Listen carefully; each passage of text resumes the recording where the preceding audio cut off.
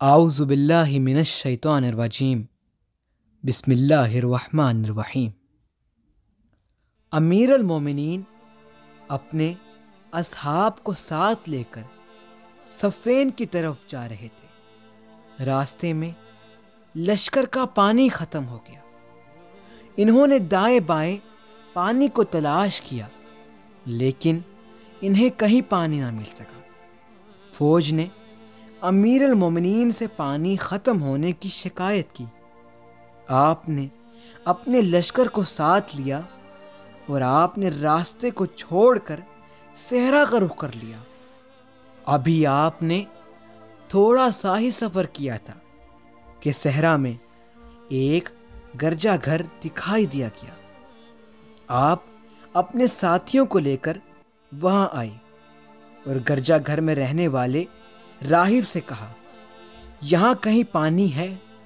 اس نے کہا، پانی یہاں سے بہت دور ہے، اور میرے عقیدت مند ہر ماہ وہاں سے کچھ پانی لا کر میرے پاس رکھ دیتے ہیں، اور میں بھی بڑی احتیاط سے اسے استعمال کرتا ہوں۔ اگر میرے عقیدت مند پانی نہ لائیں تو میں ہلاک ہو جاؤں۔ امیر المومنین نے اپنے ساتھیوں سے فرمایا، تم نے اس کی بات سن لی ہے، اب تمہارا کیا ارادہ ہے؟ فوجیوں نے کہا، مولا، اب تو ہم بہت دور کا سفر طے کر کے پانی تک پہنچیں گے۔ آپ نے فرمایا، نہیں، تمہیں اتنی تکلیف اٹھانے کی ضرورت نہیں ہے، پانی یہاں بالکل قریب ہی موجود ہے۔ پھر آپ نے اپنے سپاہیوں کو اس راہب کے گرجا گھر کے قریب ایک مقام پر لے گئے اور فرمایا، تم لوگ اس مٹی کو ہٹاؤ، یہاں سے پانی برآمد ہوگا۔ آپ کے سپاہیوں نے اس جگہ سے مٹی ہٹائی تو وہاں سے ایک سفید رنگ کی چٹان نظر آئی۔ آپ کے سپاہیوں نے اسے ہتھوڑوں سے توڑنے کی بہت کوشش کی، لیکن وہ ناکام رہے۔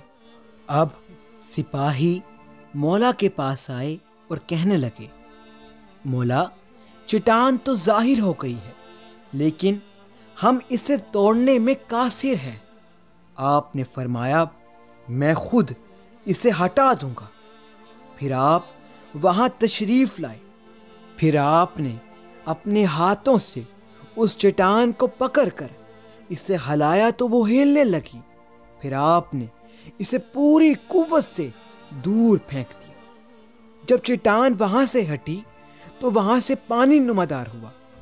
حضرت کے سپاہی آگے بڑھے اور انہوں نے وہاں سے پانی پیا، اور وہ پانی انتہائی ٹھنڈا تھا اور میٹھا تھا۔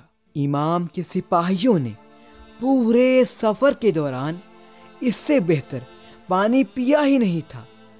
آپ نے سپاہیوں سے فرمایا کہ خوب پانی پی لو اور مشکیں بھر لو، اور جب مشکیں بھر لی گئیں تو آپ نے چٹان کو اٹھا کر دوبارہ اس کے مقام پر رکھ دیا اور حکم دیا کہ اس پر مٹی ڈال دی جائے تاکہ اس کا نشان مٹ جائے۔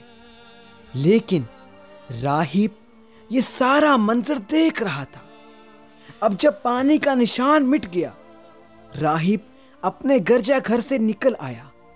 وہ کہنے لگا، چیخنے چلانے لگا، رک جاؤ، رک جاؤ، اور وہ امیر المومنین علی ابن ابی طالب کے سامنے آ کے کھڑا ہو گیا۔ پھر کہنے لگا، کیا آپ نبی ہیں؟ امام نے فرمایا، نہیں، میں نبی تو نہیں۔ پھر اس نے کہا، کیا آپ مقرب فرشتہ ہیں؟ امام نے فرمایا، نہیں۔ پھر یہ کہنے لگا، آپ خود ہی بتا دیں کہ آپ کون ہیں؟ آپ نے فرمایا، میں رسول خدا کا وصی ہوں۔ یہ کہنے لگا، آپ ہاتھ دراز کریں، میں آپ کے ہاتھ پر اسلام قبول کرنا چاہتا ہوں۔ امام نے ہاتھ دراز کیا اور اس نے فرمایا کہ تم 3 مرتبہ کلمہ شہادت پڑھو، اور اس طرح راہب مسلمان ہو گیا۔ اب امیر المومنین نے اسے پوچھا، تمہارے اسلام لانے کی کیا وجہ ہے؟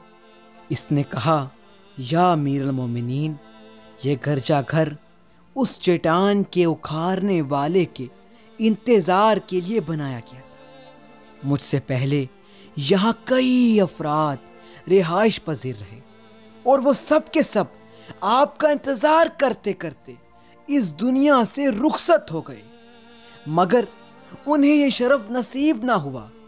لیکن اللہ تعالیٰ نے یہ شرف میرے ہی مقدر میں لکھا تھا، ہماری کتابوں میں ہے، اور ہمارے علماء نے ہمارے بزرگوں سے بیان کیا تھا کہ صحرا میں ایک چٹان ہے کہ جس کے مقام کو نبی یا نبی کے وصی کے علاوہ کوئی نہیں پہچانتا، اور عنقریب اللہ کا ایک ولی آئے گا جو حق کا داعی ہوگا، اور وہ اس چٹان کو اس کی جگہ سے ہٹا کر پانی برآمد کرے گا۔